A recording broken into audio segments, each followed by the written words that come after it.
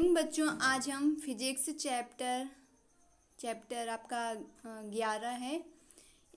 इसमें हम पढ़ेंगे ये इस चैप्टर का आपका नाम है परमाणु। ठीक है, तो हम परमाणु का अध्ययन करेंगे आज। ठीक है, देखेंगे ये आपका पार्ट फर्स्ट है। इसमें हम पढ़ेंगे परमाणु क्या है, ठीक है, और परमाणु को किसने दिया, और इसके बाद हम पढ़ेंगे रदरफोर्ड। ठीक है, तो चलें देखते हैं हम। ठीक है, आपको डाल लेना है परमाणु की संरचना हेडिंग। ठीक है, तो उसमें लिखना क्या है, पदार्थ की छोटी से छोटी इकाई परमाणु कहलाती है। ठीक है, यह कथन डाल्टन का सिद्धांत कहलाता है। ठीक, डाल्टन के अनुसार परमाणु पदार्थ का एक मूल कण है। ठीक है, डाल्टन के अनुसार क्या है, परमाणु पदार्थ का एक मूल कण है, ठीक, जिसका विभाजन संभव नहीं है। थॉमसन द्वारा विसर्जन नलिका में कैथोड किरणों की खोज करने के पश्चात पाया कि कैथोड किरणें, ठीक है, ऋणावेशित कण उत्सर्जित करती हैं। ठीक है, तो क्या हुआ, थॉमसन द्वारा विसर्जन नलिका में कैथोड किरणों की खोज करने के पश्चात, ठीक, पाया कि कैथोड किरणें ऋणावेशित कण उत्सर्जित करती हैं। ठीक, इसी प्रकार सभी पदार्थों में कैथोड के समान, ठीक, ऋण आवेशित कण अथवा ऋण इलेक्ट्रॉन पाए जाते हैं। ठीक है, अथवा सभी जो कैथोड के समान ऋण आवेशित कण हैं, ठीक, वो उसमें ऋण इलेक्ट्रॉन उत्सर्जित करते हैं। देखिए, समानतः सभी पदार्थों से ऋण इलेक्ट्रॉन आवश्यक रूप से पाए जाते हैं। ठीक, ऋण इलेक्ट्रॉन जो होते हैं ऋण आवेशित कण हैं, परंतु परमाणु उदासीन होता है। ठीक, अतः परमाणु में धनावेशित पदार्थ व ऋण इलेक्ट्रॉन उपस्थित होना चाहिए। ठीक है, थॉमसन के अनुसार देखें और क्या बताया। ठीक है, थॉमसन ने बताया, ठीक, थॉमसन के अनुसार क्या है, धनावेशित पदार्थ एक गोले के रूप में उपस्थित वितरित होता है। ठीक है, जबकि ऋण इलेक्ट्रॉन इस गोले के अंदर अलग अलग बिंदुओं पर उपस्थित होते हैं। ठीक, जैसे तरबूज तथा उसके बीच में बीज। ठीक है, यह परिकल्पना थॉमसन का परमाणु मॉडल कहलाती है। ठीक है, स्पष्ट है कि डाल्टन का सिद्धांत गलत निर्धारित हो चुका है। ठीक है, अब देखें इसके बाद हेडिंग डालनी है। ठीक है, रदरफोर्ड का यल्फा प्रकीर्णन प्रयोग एवं परमाणु का नाभिकीय मॉडल। ठीक है, तो देखेंगे यहाँ पर क्या है। ठीक है, गाइगर व मार्शल्डन का प्रयोग, ठीक, इन्होंने 1911 में ये सफल प्रयोग किया था। ठीक है, तो देखें क्या है रदरफोर्ड का यल्फा प्रकीर्णन प्रयोग। तो देखें क्या, रदरफोर्ड ने धातु की एक पतली पन्नी पर आपतित, ठीक, यल्फा कणों के प्रभाव का अध्ययन किया। ठीक है, यल्फा कण एक हीलियम नाभिक 2 हीलियम की पावर 4 होता है। ठीक, इसका द्रव्यमान हाइड्रोजन परमाणु के द्रव्यमान का लगभग 4 गुना। ठीक, वह आवेश, ठीक, 2 इलेक्ट्रॉन होता है। देखिए, उन्होंने लेड बॉक्स में स्थित यल्फा कण स्रोत पोलोनियम, थोरियम, ठीक, यूरेनियम इत्यादि से उत्सर्जित यल्फा कणों के किरण पुंज को, ठीक, लेड की नलिका से गुजार कर संरेखित कर किरण पुंज के मार्ग में स्वर्ण धातु की पतली पन्नी को रखा। ठीक है, फिर देखें यहाँ स्वर्ण पत्र इसलिए प्रयुक्त किया है क्योंकि सोने का जो नाभिक है, ठीक, सोने का नाभिक यल्फा कण के नाभिक की तुलना में 50 गुना अधिक भारी होता है। ठीक है, देखिए इसके बाद, ठीक, क्या है, अतः प्रयोग के दौरान स्वर्ण नाभिक स्थायी रहता है। ठीक, अतः स्वर्ण पत्र को पार करते समय, ठीक, यल्फा कण का अधिक विक्षेप होता है तथा साथ ही स्वर्ण के अत्यधिक पतले पत्र बनाए जा सकते हैं। ठीक, इस स्वर्ण पत्र के पीछे एक प्रतिदीप्तशील पदार्थ जिंक सल्फाइड से लेपित एक पर्दा रखा गया है। ठीक है, जब यल्फा कण पर्दे पर टकराते हैं तो पर्दे पर चमक उत्पन्न होती है। ठीक है, जो कि सूक्ष्मदर्शी में देखी जा सकती है। ठीक, इस प्रकार विभिन्न दिशाओं में प्रकीर्णित यल्फा कणों की संख्या ज्ञात की जा सकती है। फिर देखिए इसके बाद, ठीक है, ये आपका चित्र है, तो इसको आपको बनाना है। ठीक है, चित्र बनाने के बाद आपको इसमें कुछ प्रेक्षण प्राप्त होंगे। ठीक, देखिए क्या है, रदरफोर्ड ने इस प्रयोग के आधार पर निम्न प्रेक्षण प्राप्त किए। ठीक है, क्या है, नंबर 1, ठीक है, अधिकतर अल्फा कण बिना प्रकीर्णित हुए अपने पूर्व मार्ग की दिशा में स्वर्ण पत्र के पार चले जाते हैं। ठीक है, दूसरा क्या है, कुछ अल्फा कण तो एक अंश से अधिक कोण पर प्रकीर्णित होते हैं। और क्या है, तीसरा लगभग 8,000 अल्फा कणों में से एक अल्फा कण पीछे की ओर प्रकीर्णित हो जाता है। ठीक है, निष्कर्ष देखेंगे क्या है, अधिकतर अल्फा कण स्वर्ण पत्र को भेद कर पार निकल जाते हैं। अतः परमाणु का अधिकतर भाग भीतर से खोखला है। ठीक, दूसरा क्या है, अल्फा कणों के अधिक कोण पर प्रकीर्णन को समझाने हेतु ठीक है, रदरफोर्ड ने बताया कि परमाणु का समस्त धनावेश तथा द्रव्यमान एक अल्प भाग में केंद्रित है। ठीक, जिसे परमाणु का नाभिक कहते हैं। फिर देखें तीसरे में क्या बताया, ठीक, नाभिक ऋण इलेक्ट्रॉन के एक आवरण समूह द्वारा घिरा होता है, जिसका कुल ऋणावेश नाभिक के धनावेश के समान होने के कारण परमाणु विद्युतीय उदासीन होता है। फिर देखिए इसके बाद रदरफोर्ड का नाभिकीय मॉडल तथा इसकी कमियां। ठीक है, तो देखेंगे परमाणु का रदरफोर्ड मॉडल नंबर 1 क्या है, परमाणु का अधिकतर द्रव्यमान व समस्त धनावेश एक सूक्ष्म भाग में संचित रहता है। ठीक, जिसे परमाणु का नाभिक कहते हैं। फिर दूसरा क्या है, नाभिक का आकार 10⁻⁻15 मीटर। ठीक है, और परमाणु के आकार 10⁻10 मीटर के लगभग की तुलना में अत्यंत अल्प होता है। ठीक है, तीसरा क्या है, ऋण इलेक्ट्रॉन नाभिक के चारों वृत्ताकार कक्षाओं में परिक्रमा करता है, जिसके आवश्यक अभिकेंद्रीय बल नाभिक व ऋण इलेक्ट्रॉन के मध्य कूलॉम आकर्षण ठीक बल द्वारा प्रदान किया जाता है। फिर देखें चौथा, परिक्रमा यहाँ पर परिक्रमा करते ऋण इलेक्ट्रॉन की संख्या ठीक है नाभिक में उपस्थित धनावेश के बराबर होती है, अतः परमाणु विद्युत उदासीन होता है। ठीक है, फिर देखें आगे, ठीक, रदरफोर्ड मॉडल की कमियां। तो देखें आगे क्या है कमियां। ठीक, नंबर 1, ठीक, वृत्तीय कक्षा में गतिशील ऋण इलेक्ट्रॉन त्वरित होने के कारण विद्युत चुम्बकीय तरंगों के रूप में ऊर्जा उत्सर्जित करते हैं। ठीक है, अतः ऋण इलेक्ट्रॉन की वृत्तीय कक्षा की त्रिज्या ठीक अनंतः घटकर शून्य हो जाएगी। ठीक, जो कि सामान्य अनुभव के ठीक विपरीत है। तो देखें आपका जो बीच में प्लस ना है, ये प्लस दिया हुआ है, ये आपका बीच का नाभिक है।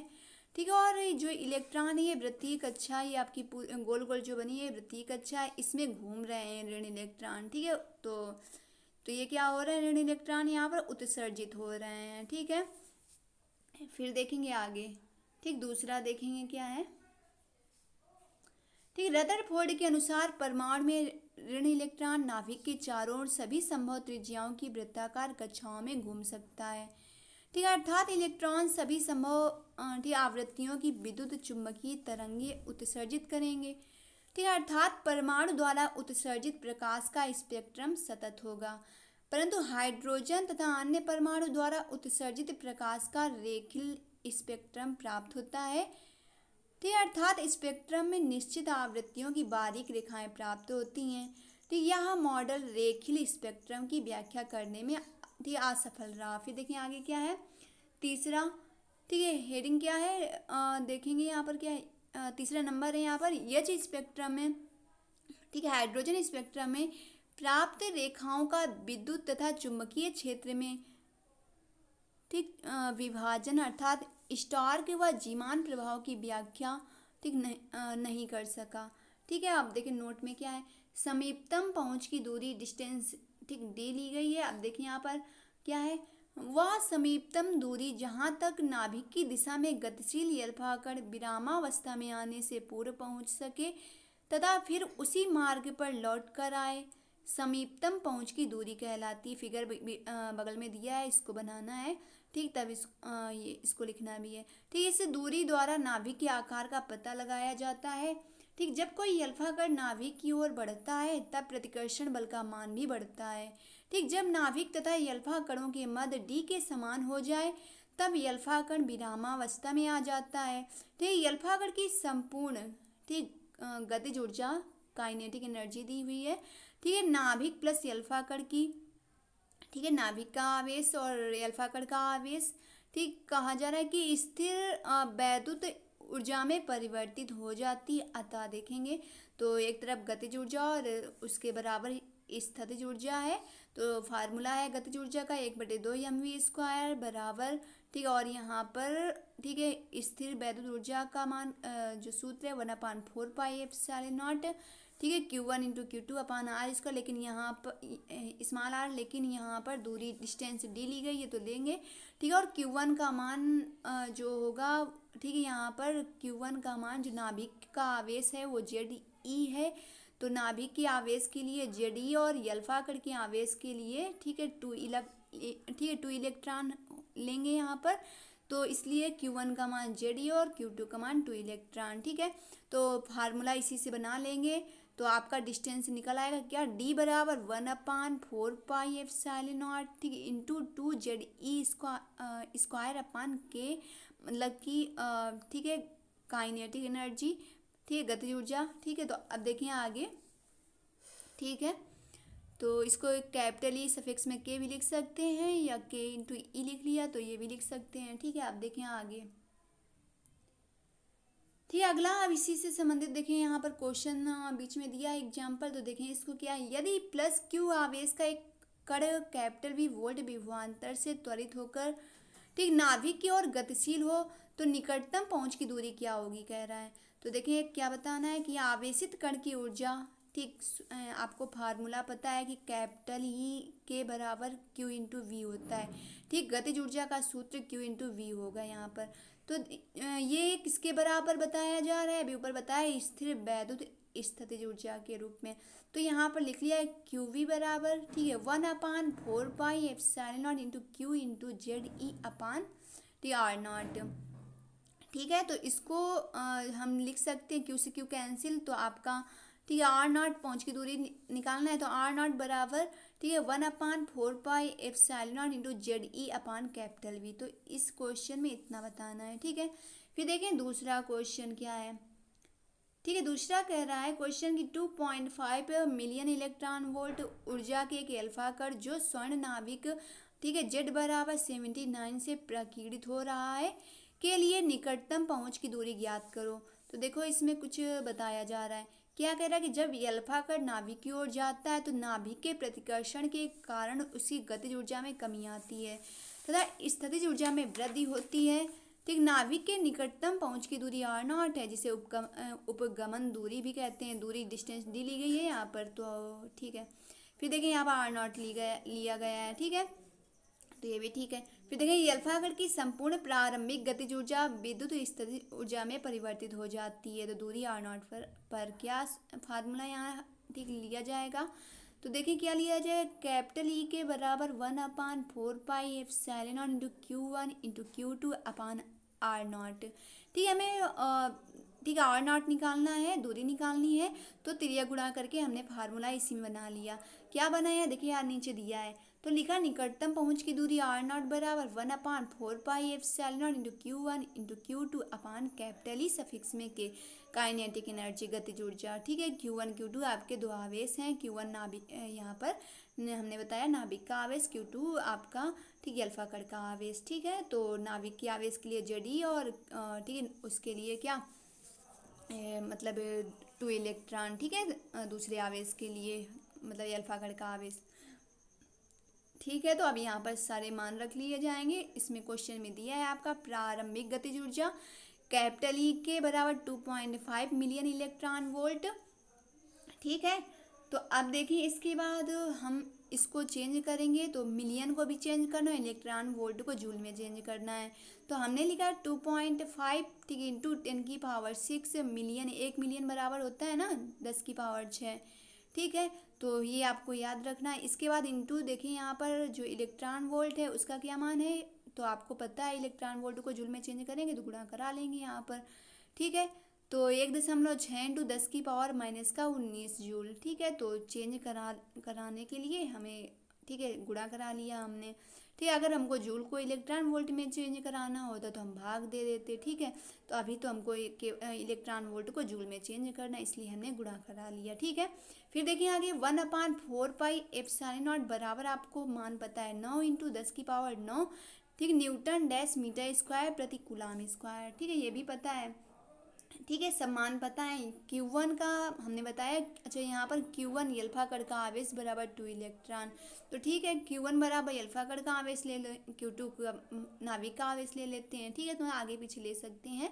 ठीक है, तो हमने ले लिया Q1 बराबर अल्फा कण का आवेश बराबर 2 इलेक्ट्रॉन। ठीक है, फिर देखिए यहाँ पर इसको क्या करना है, अल्फा कण का आवेश है 2 इलेक्ट्रॉन, तो इसको पहले हमको हल कर लें। 2 इंटू, ठीक, इलेक्ट्रॉन का आवेश 1.6, ठीक, इंटू 10⁻−19 कूलम। फिर Q2 नाभिक का आवेश Ze, तो Ze बराबर, ठीक है, वहाँ जेड का मान दिया है ना क्वेश्चन में स्वर्ण धातु के लिए। तो यहाँ पर 79 इंटू 1.6 इंटू 10⁻−90 कूलम। देखिए नीचे लिख लिया है स्वर्ण के लिए जेड बराबर 79, ठीक, लिख दिया गया है क्वेश्चन में। ठीक है, अब देखिए अब सब मान पता है, हम रख देंगे।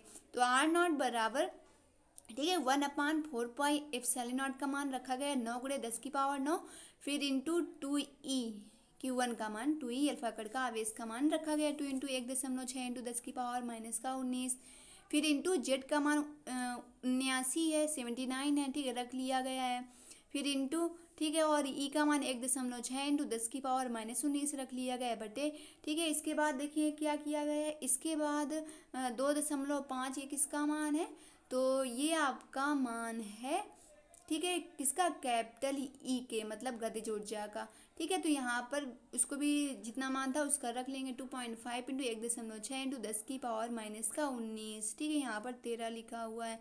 तो ये हल करने के बाद यहाँ लिख दिया गया है, तो आप वहीं पर जहाँ कैपिटल ई के लिखा है उसको वहीं पर हल करके फिर डायरेक्ट लिख लेंगे। ठीक है, तो इस तरह, ठीक, 19 में 6 घटा दी गए तो माइनस का 13 आ गया। तो ठीक है, अब इसको देख लेना, नहीं समझेंगे कि कहाँ, वहाँ तो 19 लिखा है। ठीक है, तो आप इसको देख लेंगे।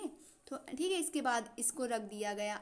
ठीक है, अब देखिए इसको हल किया गया, तो गुणा और भाग का काम है इसमें। ठीक, घटा लेनी है, और इसमें कुछ जुड़ भी जाएगा, घट भी जाएगा। ठीक है, भाग गुणा करके, ठीक है, आंसर आप, ठीक है, यहाँ पर प्राप्त होगा हमें क्या, 9.10 इंटू 10⁻14 मीटर। ठीक है, तो ठीक है, यहीं तक हम अपनी क्लास आज कर लेते हैं कि और इसके आगे, ठीक है, आज यहीं तक करते हैं। ठीक है, ठीक है, आज हम यहीं तक पढ़ते हैं, और इसके आगे हम पढ़ेंगे क्या, देखते हैं आगे क्या पढ़ेंगे हम। ठीक है, इसके आगे हम पढ़ेंगे बोर का परमाणु, ठीक है, परमाणु मॉडल। ठीक है, तो बोहर का परमाणु मॉडल पढ़ेंगे यहाँ पर। तो यहीं तक हमारी क्लास होती है आज। ठीक, thanks class, thanks for watching this video.